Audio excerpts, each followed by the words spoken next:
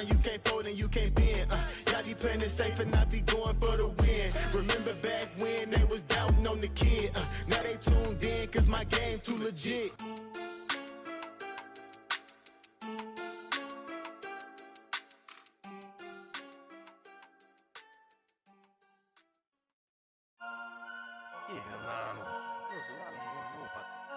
Fantasy Headliners Nation. Headliner Nation. Fantasy Headliners for the nation. I'm a headliner.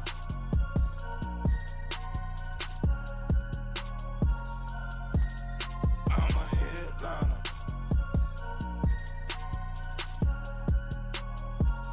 Yo. Analytics off the chain. All the channels not the same. Jake and Kyle, you know the name. Headliner Nation, we running the game. Y'all stuck on third down. Your content's plain Jane. Headliners on top now. We gonna move and change. Podcast off the rip. Draft guide, so legit. Fantasy world, our game tight. You know we about that chub life. Stuck in a rut and you need some motivation. Head to the channel for this Headliner Nation. I'm a headliner.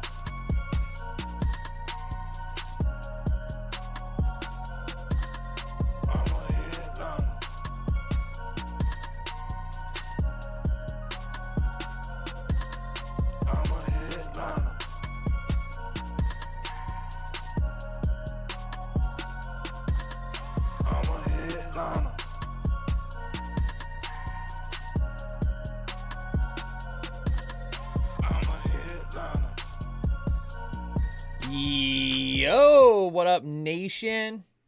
We're hopping literally right into it. We're literally hopping right into it. We're gonna make this show short and sweet. Just a busy day. Didn't really have a chance to get to this until right now. Still trying to do all my running back stuff, so we got to go, baby.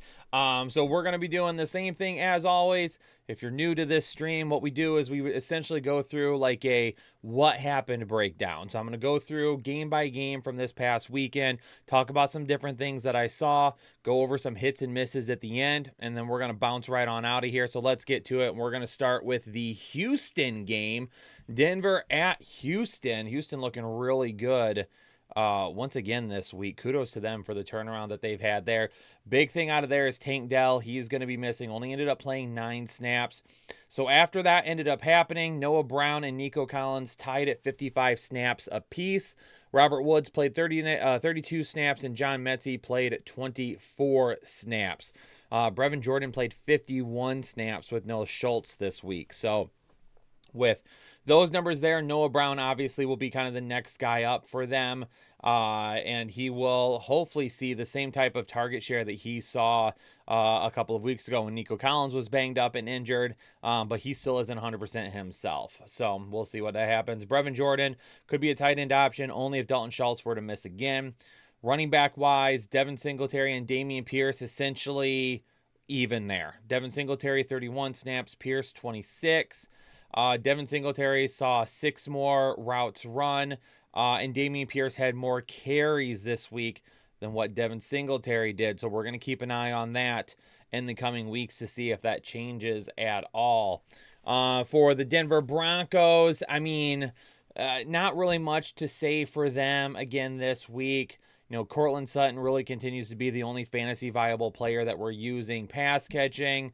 Javonte Williams still doing a pretty good job as a running back, even though he's not giving us high upside, giving us kind of an okay floor every single week. So not really a whole lot to say about them other than just Devin Singletary seeing such a reduced role, not necessarily being the type of starter we thought that he would be maybe come the playoffs for us. Los Angeles at New England.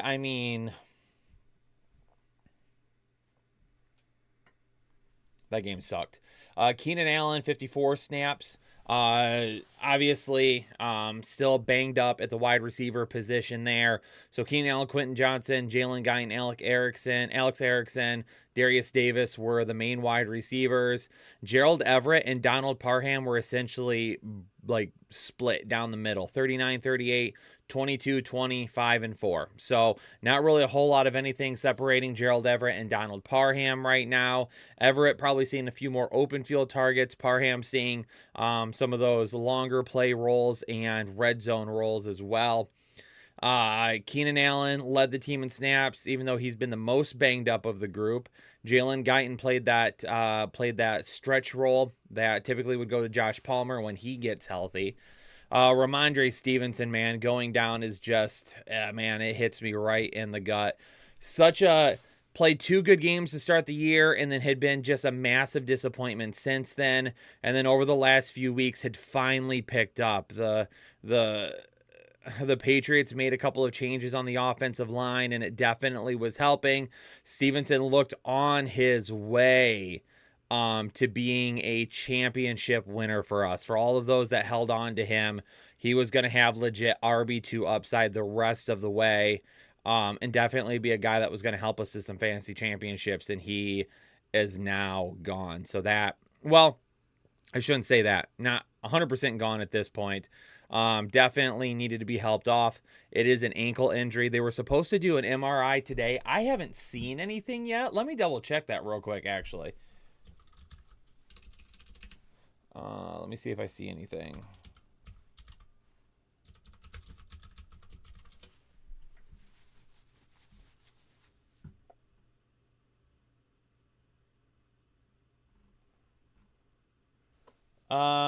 Yeah, it doesn't look like that they put anything out. He didn't practice today, clearly. Yeah, the last like real update I see, he sprained his ankle. He's going to undergo an MRI. Initial x-rays were negative, but still unsure of how much time he was going to miss. So, I mean, at this point, really taking a look at what could end up being a long absence, could end up being one that maybe it's just a couple of weeks, fingers crossed, and we get him back. If not, it's probably going to be one of those high ankle sprains that take him through till the end of the year. So keep your fingers crossed that it ends up being good news and that maybe we can get him back for the playoffs still. Zeke is going to be a guy that we have to have, though. I talked about it in today's waiver wire video. You've got to have Zeke Elliott. Make sure you pick him up. Make sure you pick him up. 44 snaps the rest of the way. They were the only two running backs to take snaps. So essentially the only other running back taking any snaps yesterday would have been Ty Montgomery. He took 3 snaps from Elliott in the third quarter, and that was it. So they're going to rely heavily on Ezekiel Elliott. Heavily on him.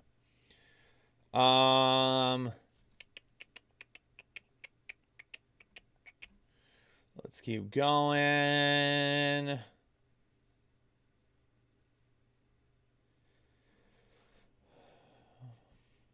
Austin Eckler did not look good. Only averaged 1.3 yards per carry, and it was the third game this season where he's had 14 or more rushing attempts and was held under 30 yards. It's been a tough go. It's been a tough go. Defensive Detroit Lions against the New Orleans Saints. Detroit started hot, kind of had to grind through a couple of quarters there, and finished hot. So good for the Lions. Amon-Ra St. Brown continues to dominate. Jameson Williams, I mean, they're trying to get him involved, but he's just not consistently involved right now. Josh Reynolds continues to be kind of that number 2 player there. I wouldn't say number 2 player, number 2 wide receiver. Amon-Ra St. Brown is number 1, Sam Laporta is number 2, and Jahmyr Gibbs saw only 2 targets, but he did run 14 routes. I think the biggest thing for me, however, was that Jahmyr Gibbs played in 10 less snaps than David Montgomery, but ran the same amount of routes, saw the same amount of targets, and had 10 less carries. So it's just kind of interesting what they're doing with Jahmyr Gibbs right now. I wonder if they're trying to phase back his workload just a little bit more, and then they're going to get him going again, keep him healthy for the playoffs. I really don't know. Unfortunately, he is losing some of that upside. We know that he can be super efficient and break big plays, but David Montgomery is like, he's locked in, baby. He's the number 1, and it absolutely shows. Sam Laporta continues to be an absolute boss. for the New Orleans Saints, with obviously people banged up. Chris Olave did end up playing 41 snaps, ran 27 routes, had 8 targets. Lynn Bowden saw 48 snaps at wide receiver and also had 2 carries. A.T. Perry saw 41 snaps as well. So we'll see how long Rashid Shaheed ends up being out for. They tried to get Jamal Williams look like a few extra touches against his former team. Did not work out well. Obviously, Michael Thomas is on IR. Rashid Shaheed has a thigh injury. Chris Olave ended up being good to go. A.T. Perry might be a guy that we pick up for the rest of the season. I don't know if I'm really trusting it, but who knows? You know, if Jameis Winston ends up being the quarterback moving forward, maybe we do have to take a little bit of a bigger look at A.T. Perry if Rashid Shaheed doesn't come back next week.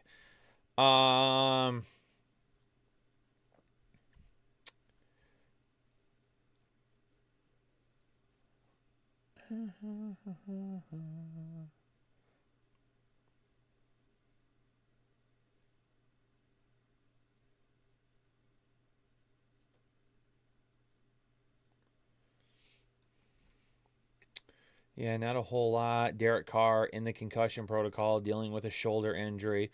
Likely would be Jameis Winston next week. I would also say that if Derek Carr misses next week, I would say we're probably looking at Taysom Hill being locked in as a top 10 safe tight end because of how many snaps he's probably going to get at the quarterback position. It's absolutely ridiculous that Taysom Hill is listed as a tight end. That's just stupid in my opinion. The Atlanta Falcons, obviously just stupid with Bijan Robinson. Now, he saw 51 snaps, 26 route run, 5 targets, 18 carries. Absolutely decimated Cordero Patterson and Tyler Algier. But, oh man, like at the end of the game when it mattered most, they left him on the bench or they were throwing the football. It just didn't make any sense. Like, when the game's on the line, put the ball in the hands of your best player. Don't give it to Cordero Patterson and Tyler Algier, please. Kyle Pitts continues to suck. Jonnu Smith is not a guy that's fantasy relevant right now. Dalvin Cook did get more work this week. Not a lot, but a little bit. 46 snaps from Hall, 18 from Cook, 28 routes run from Hall, 5 for Cook, 8 targets for Hall, 2 for Cook, 13 carries for Hall, 9 for Cook. It does look like they're trying to get Dalvin Cook back into this backup role and being utilized a little bit more often, and it's not really Dalvin Cook's fault, or it's not really Breece Hall's fault. This offense is just so bad right now. So bad.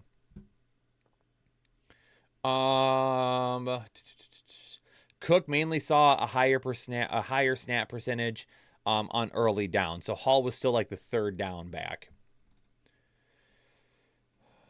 Tyler Algier has kind of moved to RB3. It does appear that they are going to be giving more looks to Cordero Patterson moving forward. Cordero Patterson saw 10 more snaps than what Algier did. I'm almost willing to bet at this point that we're probably looking at Cordero Patterson being a better backup option to Bijan than Tyler Algier, but I wouldn't fully say that. You'd have no idea what Arthur Smith is going to do. Like, Cordero Patterson is seeing more snaps right now and seems to be the primary backup to Bijan Robinson. But who knows? If Bijan Robinson misses a game in a couple of weeks, all of a sudden Tyler Algier gets 30 carries and everyone's like, I thought it was Patterson. And we have no way of knowing that. So,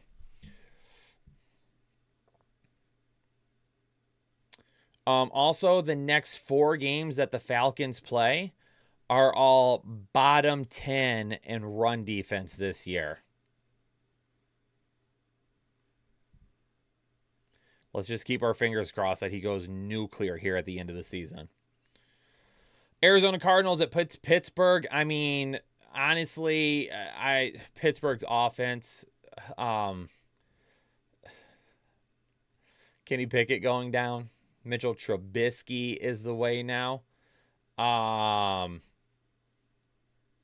you take a look at Arizona, Marquise Brown ended up being bagged up. Trey McBride had another really, really solid day. James Conner had a solid day. We kind of talked about that revenge game a little bit this past week, and if that was going to happen, we'll see what Mitchell Trubisky does. But if you're wanting to play George Pickens or Deontay Johnson this week on Thursday Night Football, I don't know if I'm on board for it against New England. New England's defense has been pretty good, even though they suck as a whole. I don't know if I want to trust Mitchell Trubisky getting the ball to any of those guys. And then as far as Najee Harris and Jaylen Warren did see kind of a reduced role, in my opinion, this week to Najee Harris. It feels like they are trying to get back to Najee Harris being the RB1. Volume-wise, Harris was a little bit better. Efficiency-wise, Warren was better once again.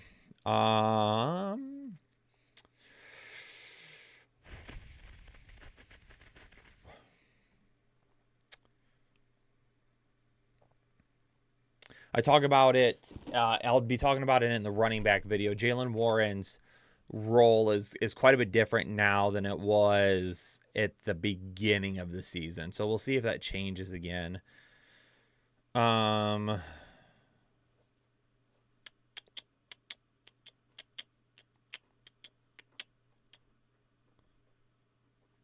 Also interesting to note that Jaylen Warren converted twice as many carries into first downs than Najee Harris did, and he broke more tackles once again.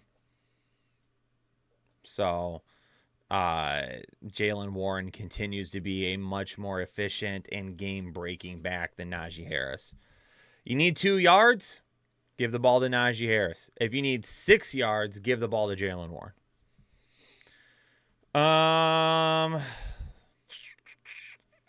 Derrick Henry had a really good day, obviously. 102 yards on 21 carries, 2 touchdowns, 18 receiving yards. Michael Pittman continues to be, Michael Pittman, man. I'm glad that we told y'all to draft him. I love me some Michael Pittman. Good year for him so far. Definitely one of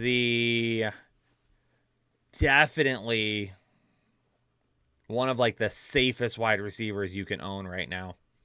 Definitely one of the safest wide receivers you can own right now. As far as Derrick Henry goes, there was some thoughts that he would be in the concussion protocol today. After my waiver wire video came out, of course, they announced he was not going to be in the concussion protocol, and it does look like he's going to be trending towards playing this coming week. So Tajay Spears, not nearly as big of a value as we want, but other than that, really it's Michael Pittman, and even Zach Moss was not that great this week. We'll see if he gets back to kind of that dominance that he had earlier in the season, but it was not there against Tennessee this week. Tennessee, obviously it's DeAndre Hopkins. And then really after that, it's whoever. Keep an eye on Chiggy Oko. Talk about him in the waiver wire video, so keep an eye on him and what he may be doing the rest of the way. And again, Tajay Spears, if Derrick Henry plays Tajay Spears, the only reason that you should even have him is if you own Derrick Henry. So it is what it is. Moss got hurt. Well, he still played 67 snaps, ran 33 routes, and carried the ball 20 times. So if he was hurt, it wasn't that bad. He played nearly every snap.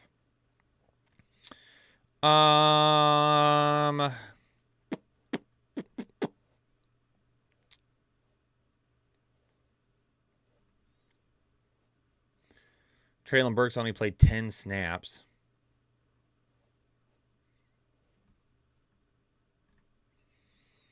Chiggy Oko, keep an eye on him. Alec Pierce, I talk about him in the waiver wire video. I don't know if I'm ready to jump on board with him yet. Devon Achane finally looked good on the way back, so hopefully if you've been holding Devon Achane even after the mess a couple of weeks ago, definitely keep an eye on him.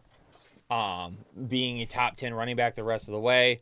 Raheem Mostert, it looked like Again, it looks like they're taking it easy with Raheem Mostert, and that's absolutely fine. Again, I even talked about it this past week. He's a 32-year-old running back that's never had has never been able to stay healthy for a full season. So down the stretch here, he's still going to be probably an RB1 because, again, game-breaking ability and ability to score touchdowns. He's got big play potential every time he has the ball. He scores touchdowns all the time, and because of that, he's going to find himself inside the top 12 running backs. Devon Chan the rest of the way as well, as long as he's healthy, will also be right in there because of how well they've utilized the run this year. Washington.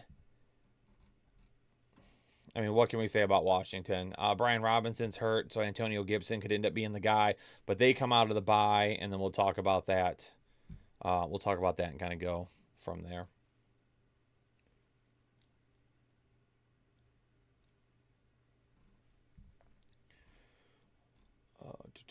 Tampa Bay and Carolina. Mike Evans, absolute stud. Another 1,000-yard season to keep his streak going. First ballot Hall of Famer. Rachaad White, man. Where are you Rachaad White truthers at? Where are you Rachaad White truthers at?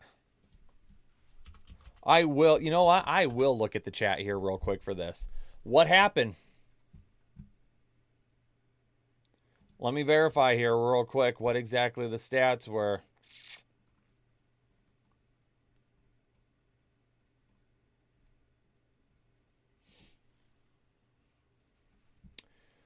$20 carries for 84 yards, barely averaged 4 yards per carry, scored a touchdown against one of the worst run defenses in all of football.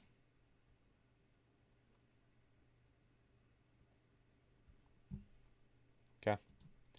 That's exactly why we have issues with Rachaad White, okay? One of the best matchups that you can get in football right now, and the dude only got 84 yards on 20 carries. Carolina-wise, keep an eye on Jonathan Mingo, the #1 definitely wide receiver this past week. I think we definitely have seen a little bit of a backfall for Adam Thielen, not nearly the type of upside that we saw earlier in the year.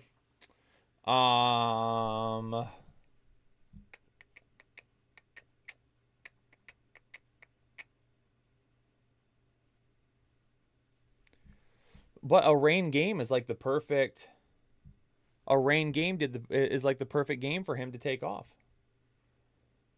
He did good. I didn't say he didn't do good. I didn't say he did bad. But he only got 84 yards against one of the worst run defenses in all of football. And he only averaged 4.2 yards per carry. Again, he got that touchdown, which saved his days. If he doesn't score the touchdown in half PPR leagues, he's an RB2. Like, you guys, you keep arguing it. You keep arguing it. It's fine that you want to argue it, but once again, like, that upside that everyone believes he has just is a fictional upside. 20 full PPR points. Okay, full PPR. What did he end up finishing for the week? Hopefully Walker comes back soon.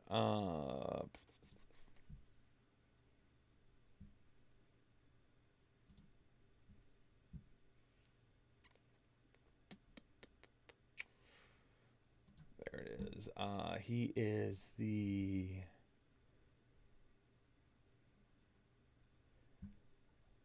RB9 in half PPR leagues. If he doesn't find the end zone, he is the RB17.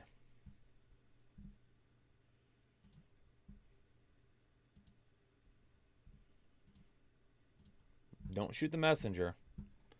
I'm just relaying facts to you guys, and people continuously get upset about it. I'm just relaying facts. Those are the facts.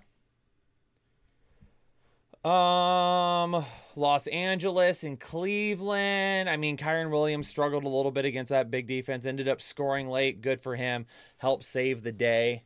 Knew that was going to be a struggle throughout that game for him, though. So was not anticipating that much upside for him, but he was able to help out there. Love Kyren Williams. Love Kyren Williams. He's doing so good right now. Cooper Kupp played well. Nakua is so, like, he played well, but man, he is banged up right now. Really worried about what he's going to give us the rest of the year. Cleveland wise, Elijah Moore. Cedric Tillman saw more snaps, but keep an eye on the Amari Cooper injury because Elijah Moore is the dude right now there, it feels like. I already talked about Gibbs. So when we're done, you can kind of rewind back to that. But I already talked about Gibbs and my concern for him.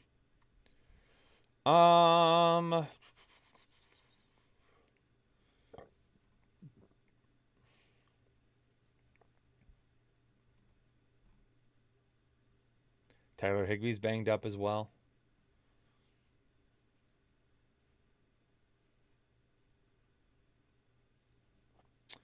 There might be some people asking about David Njoku. He had 2 receptions for 17 yards.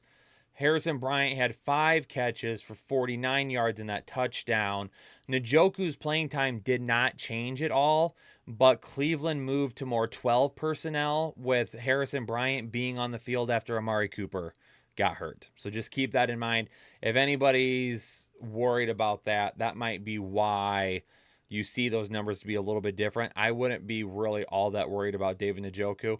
That could change with, obviously, Joe Flacco being the quarterback now, and we'll continue to monitor that, and we'll bank that into the rankings here over the next couple of weeks until we see a little bit more, but I would expect David Njoku to get back on track. San Francisco and Philadelphia, man. Holy cow. San Francisco goes into Philadelphia and just beats the brakes off of those guys. I mean, for everybody that said the only reason Philly beat San Francisco last year was because Brock Purdy got hurt, they have a darn strong case. A darn strong case that is accurate.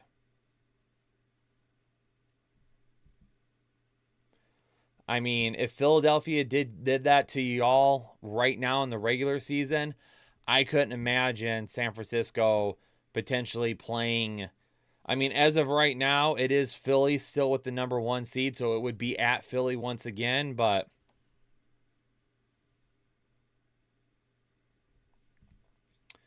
I mean, Ayuk, I mean, it's the offense for San Francisco is the same thing that it's been. There's going to be guys that do well, guys that don't do well, guys that have really high games, guys that have a little bit lower games. Everyone had a pretty decent game this week, though, which was good. George Kittle didn't get left behind. It's just going to be part 2. We not scared. Benny's feeling San Francisco right now. I feel you, Benny.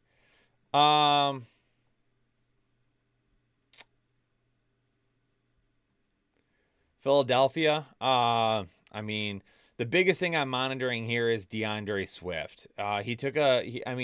He got knocked down in the 4th quarter and he didn't come back into the game after that. He did go into the medical tent.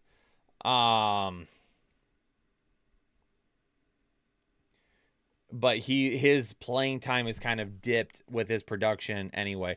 Really, the joke is on everybody making fun of Detroit for getting rid of DeAndre Swift, then drafting Jahmyr Gibbs, and then everyone laughing when DeAndre Swift had a good start to the year, because we've seen the same thing that we've seen in Detroit every single year.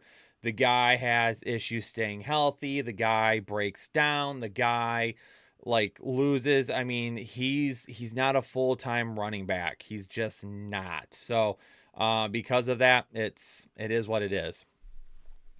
Why did you get an ad? Because YouTube decided to insert one, I guess. Bad YouTube. Bad.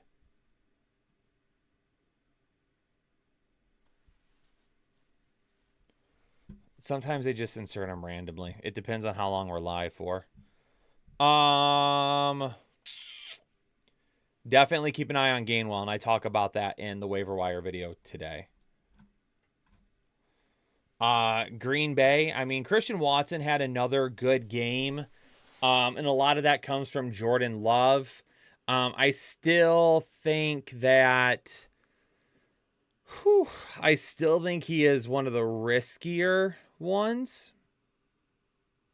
Still think he is a little bit on the risky side when it comes to his weekly performance.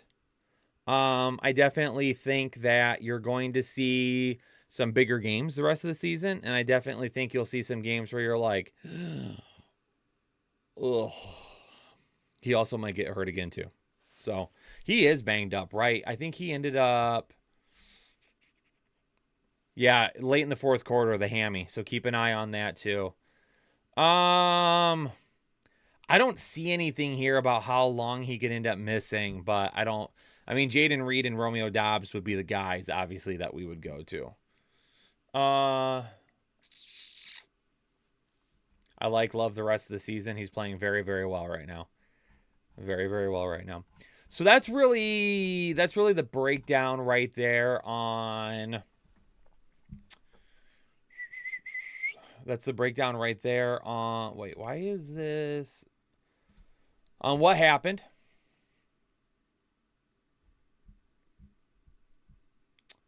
Let's go take a look at some hits and misses.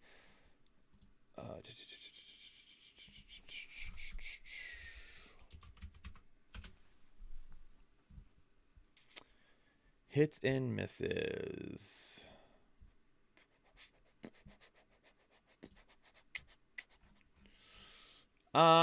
Christian McCaffrey, I had his number 1. He was number 6.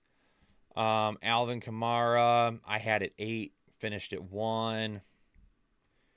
Derrick Henry, I had at 4. He finished at 3. When I did the rankings video, I mentioned Devon Chan, but I did not rank him because I had no idea if he was going to play yet or not. I know after it was like, yep, he's going to play, we were rolling through. Okay, start. I know I told a lot of people in Discord, if you want to start him, go ahead. It really depends on if you're willing to risk it or not. If you're risking it, he's got the most upside. I told a lot of people that, so.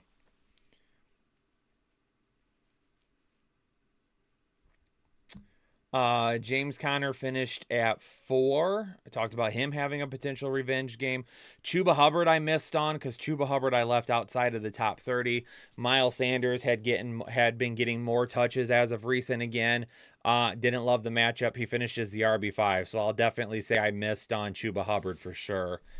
Isaiah Pacheco I had at 11, and he finished at 7. Kyron Williams, I had at 13. He finished at 8.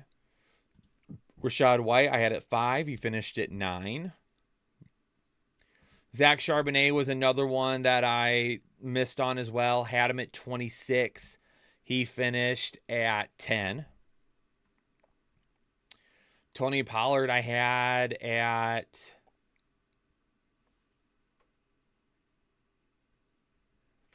Tony Pollard I had at 6. He finished at 11. Honestly, like if I'm within like 5 or 6 spots of ranking a player, that's a win. That's a win. It's so hard to rank players and get all of them in the exact, or it's let me rephrase that. It's impossible to rank players week after week and get them in the exact order. That's never going to happen. But if you're within like 5 or 6 spots either way, that's darn good. 5 or 6 spots either way is fantastic in my opinion.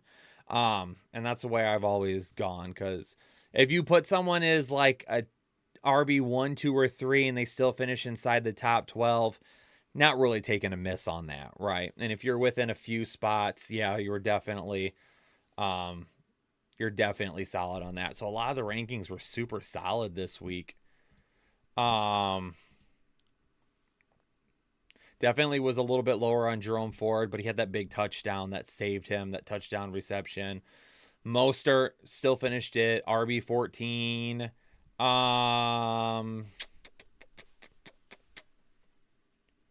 David Montgomery, I had at 16. He finished at 13. Bijan Robinson was a miss, unfortunately. I had Bijan Robinson pretty high again this week. I had him at 3. He finished at 18, so that was definitely a miss. So overall, from the wide receiver or from the running back position, super successful week. Super successful week, I feel like. Tight ends, Sam Laporta, I had at 3. He finished at 1. Trey McBride finished 2. I had him at 7. Jake Ferguson was a miss because I had him at, I had him at 9, and if you all watch the start and sit video, I even talked about it, right? What was it I said? What was it I said during the wide receiver video? If he scores a touchdown, he's probably a top 5 tight end this week. But I just hate that Dallas isn't giving him more consistent targets, and it freaks me out every week. And he finished at 3, and he scored a touchdown. So the analysis was spot on. The ranking was a little bit off.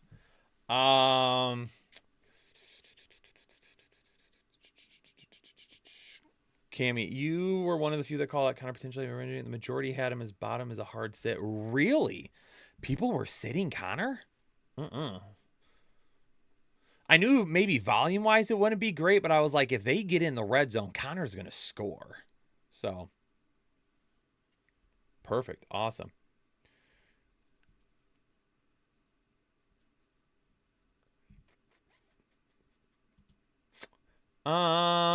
Where else? Taysom Hill, I had at 10. He finished at 4. Harrison Bryant finished at 5, and I didn't even consider him. Kelsey, I had at 1. I finished at 6. I didn't rank Kylan Granson. He finished at 7. Michael Pruitt, Brevin Jordan, Chiggy Oko. Jimmy Graham was the tight end 12. That's just how much of a cluster the tight end position is. Listen.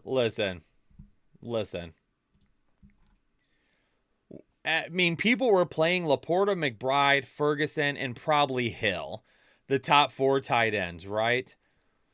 Nobody played Harrison Bryant, and he finished at tight end 5. Nobody played Kylan Granson. He finished at 7. Nobody played Michael Pruitt. He finished at 9.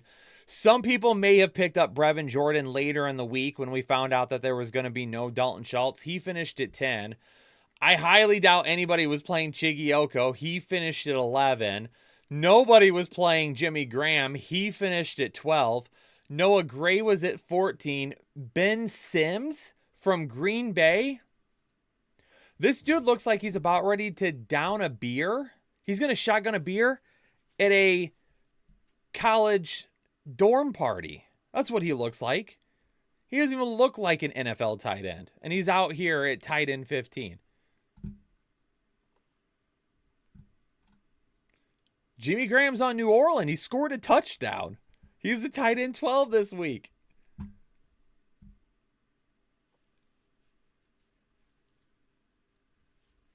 Anyway, that's basically going to do it for this live stream. Another fun live stream. I appreciate you all being there.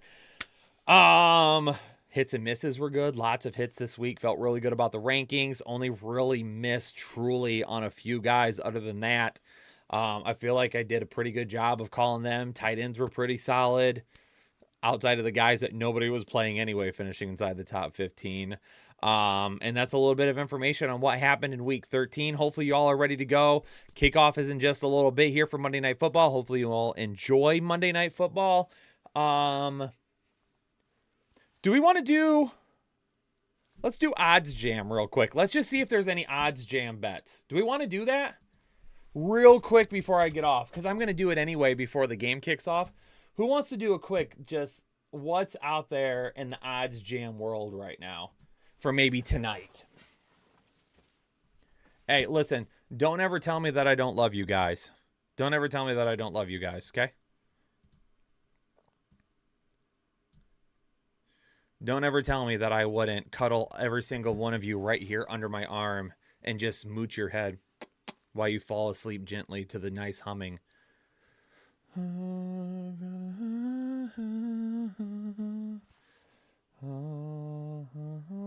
Okay. This is what it is.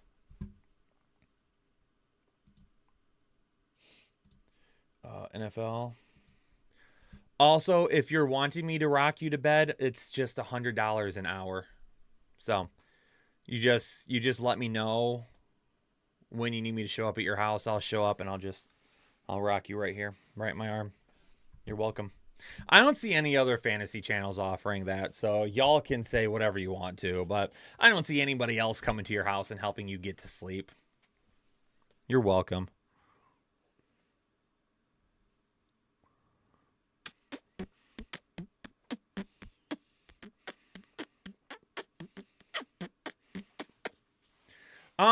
Let's see here real quick. For tonight's game, Monday. Passing attempts, maybe the over on Trevor Lawrence. Over 31.5 seems to be a decent bet going up against Cincinnati. Trevor Lawrence over on passing attempts. Joe Mixon receiving yards, 18.5 right now. The over on Joe Mixon yards seems to be the bet. Passing completions for Jake Browning, 21.5, taking the under seems like to be a bet. Trevor Lawrence rushing attempts, taking over 4 rushing attempts actually seems to be the better bet. Travis Etienne rushing yards, over on the rushing yards seems to be the better bet right now as well. Tyler Boyd under on the receiving yards looks to be a solid bet. Most places have him under 30, and his line right now is 31.5 on Underdog. Dearness Johnson, they have him at 20.5 rushing yards. If Etienne is healthy, though, he should be fine. Calvin Ridley looks to be over on the receiving yards. So hold on. Who do we want to do here? Ridley receiving 57. Oh, it's jumped. It literally just jumped. It still looks to be a good bet, but it literally just jumped a yard too.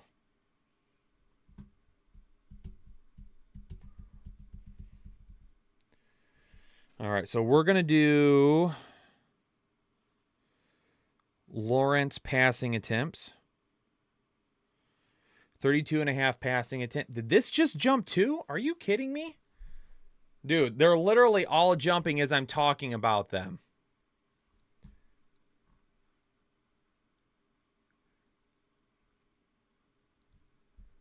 Trevor Lawrence over on the passing attempts doesn't look as good anymore.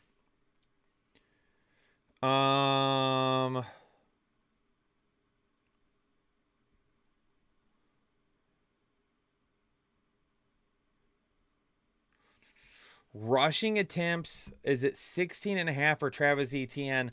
A lot of sites. Those are kind of all over the place. Joe Mixon over on the receiving yards still looks good.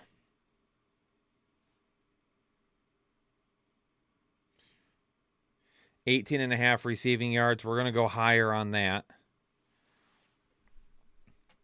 Evan Ingram over on the receiving yards is an absolute smash right now. He's at 49.5 on Underdog, but he's got 53.5, 53.5, 53.5, and then 48.5. But to go over, oh, they're giving oh, they feel like he's going to go over there too. I mean, Evan Ingram, what's he got? So Evan Ingram has a spicy pick of 1.5 to score a receiving touchdown. I'm going to lock that in tonight. I really think Evan Ingram finds the end zone tonight.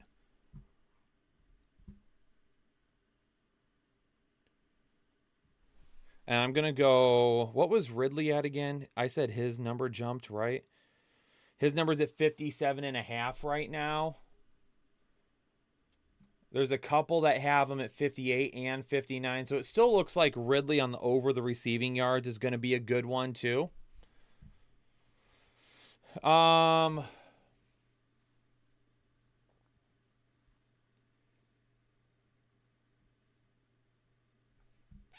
Looks like a majority of places thinks Travis Etienne is going to be under on receiving yards.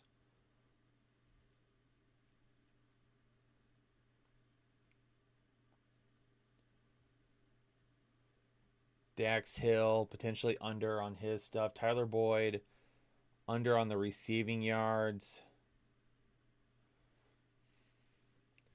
Boyd doesn't look bad.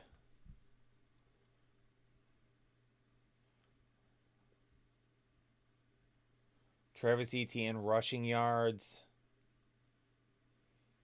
I mean, 67.5, 65, 65, 67, 65, 66, 68, 67, all minus odds to go over. So it looks like a lot of people think Travis Etienne's going to go over there.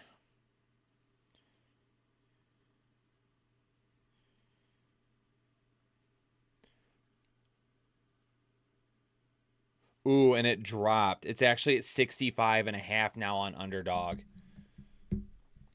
I did, but I'd have to look and see what it is and what it's changed to. So the T-Law was higher than 11 rushing yards. I don't know what that's at currently.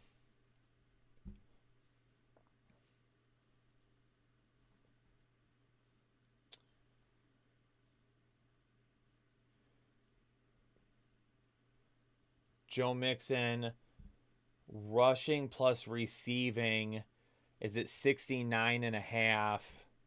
Looks like a majority of places think that they're going to be down. Lawrence is at...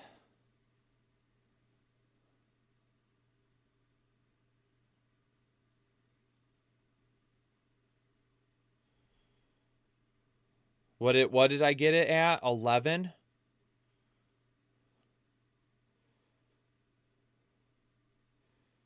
Yeah, I got him for 11 rushing yards. It's up to 14.5 now. And I took the over on that.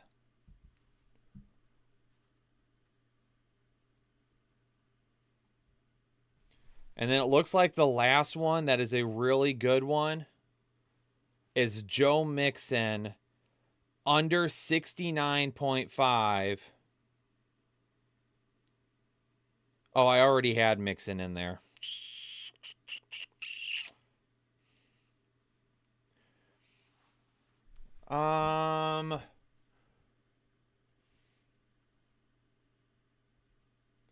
It looks like the books are saying Joe Mixon to go under is a lot better bet than Joe Mixon going over on the receiving yards, I think.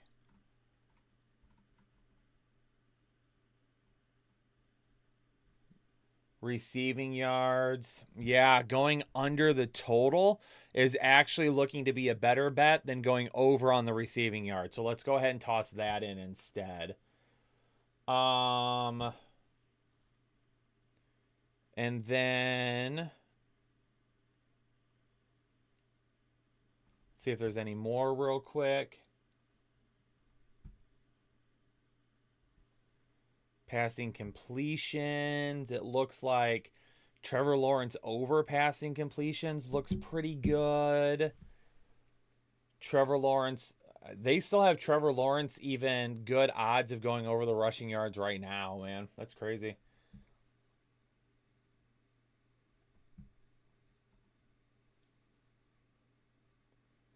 Passing yards, Jake Browning, 219, and we don't want that.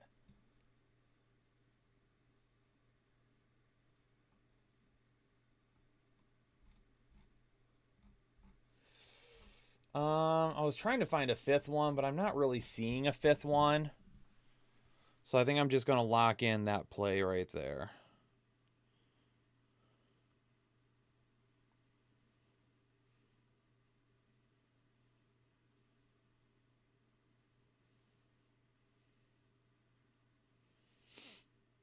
So we just locked in Travis Etienne higher than 64.5 rushing yards. Evan Ingram to score a touchdown. Joe Mixon lower than 69.5 rush plus receiving yards. And Calvin Ridley higher than 57.5 receiving yards. Ladies and gentlemen, I'm going to get out of here for today. Appreciate y'all tuning in to this episode of the Fantasy Headliners. Good luck with your teams on Monday night. Good luck with your pick'ems and everything that we just talked about. But I'm going to get out of here, and I'll catch you all on the running back show tomorrow. Peace out, late.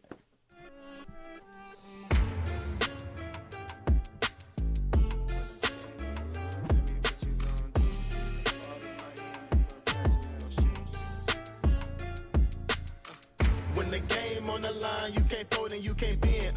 Y'all be playing it safe and I be going for the